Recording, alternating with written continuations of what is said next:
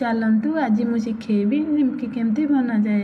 जय जगन्नाथ सांग मैंने नमस्कार। तो मत सन्धार किसी खाइबा इच्छा है निमकी मुझे किसी मैदा आपण क्वांटिटी हिसाब से मैदा ने तो तादेह मुझे कला जीरा तेल आ लुण पकईकि भलसे आगे आप मेल्ट करदे। तापर एमती सुंदर सा डोप गोटे बनईदे कि अटा जमी आप चकटती सेमती चकटिकी डोप बनईदे।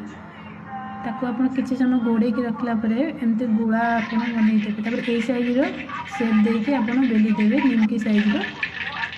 तापर मुझे तेल कड़े बसईदेवी तातियापाई। तेल कड़े सदाबे आप स्लो रे रखिए गैस को टिके तातिला पर्यंत बेसी तेल ततेबेनी।